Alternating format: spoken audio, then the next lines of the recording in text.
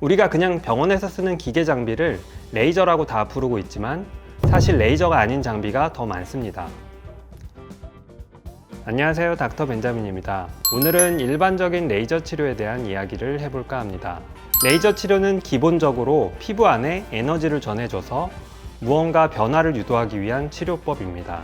피부는 가장 바깥쪽부터 각질층, 다른 말로 피부 장벽이라고 하죠.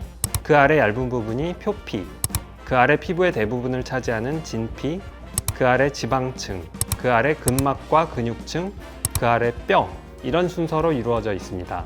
얼굴의 모양이나 윤곽을 결정하는 것은 뼈나 근육, 지방이지만 피부결, 피부톤, 모공, 탄력, 트러블, 주름 등등은 전부 피부 자체의 문제입니다. 이런 부분에 변화를 주기 위해 피부, 구체적으로는 진피층에 에너지를 주는 방법이 레이저라는 것이죠. 여담으로 병원에서 하는 피부 관리라는 개념은 피부층에 영향을 주기 위해서가 아니라 피부 장벽을 강화하기 위한 방법이라고 생각하시면 됩니다. 관리 치료의 상위 개념이 레이저 치료이고 이것은 각질의 하부, 즉 표피와 진피층에 변화를 주기 위해 하는 방법입니다. 자, 피부 관리와 레이저 치료의 차이까지 말씀드렸습니다. 그럼 레이저라는 것은 정확히 어떤 것을 말하는지도 구별해야 합니다.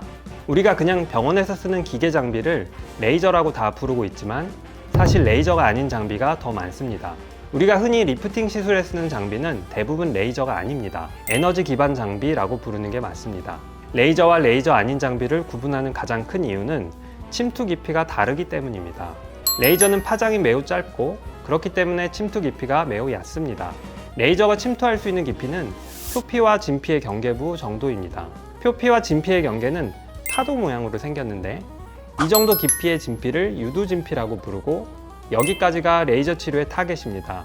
유두진피와 표피의 경계부에는 각종 혈관, 신경, 색소, 피지샘, 땀샘 같은 부속기관이 전부 모여 있기 때문에 피부의 상태를 결정하는 데 가장 중요한 역할을 하고 있습니다.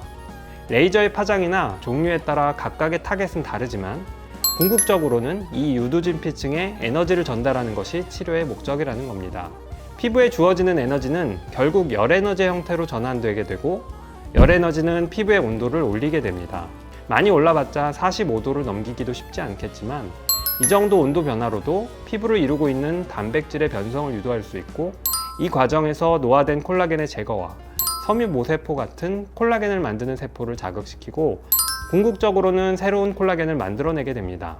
이런 과정이 우리가 이야기하는 피부 재생 혹은 탄력 개선이라는 효과의 근거입니다. 레이저를 하면 피부가 얇아진다는 잘못된 속설을 반박하는 근거이기도 하죠. 실제로 레이저 치료 후 피부가 두꺼워진다는 것이 여러 연구에서 증명되었습니다.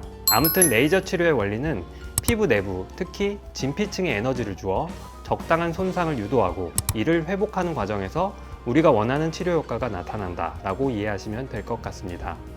장기적으로 보면 피부에 에너지를 주는 것은 피부가 놀지 않고 계속 일하게 하려는 목적이 있는 것입니다. 노화되고 약화된 상태로 복원되지 않은 조직을 주기적으로 손상을 주어 새로운 조직으로 대체하는 역할을 하는 것이죠. 즉, 항노화라고 부르는 과정을 레이저 혹은 에너지 기반 치료로 이룰 수 있는 것입니다. 물론 손상의 정도가 적당해야 하고 딱 원하는 조직만 손상시켜야 하는 숙제가 있지만 이런 부분들이 기술 발전과 연구를 통해서 지속적으로 개선되고 있는 부분입니다. 특히 민감한 피부에서는 적당한 손상과 선택적 손상이 무척 중요합니다. 피부 타입에 맞는 적절한 치료와 적절한 강도가 무엇보다 중요한 이유입니다. 다음 영상에서는 민감한 피부에서는 어떤 레이저가 적합한지에 대해 이야기해 보겠습니다.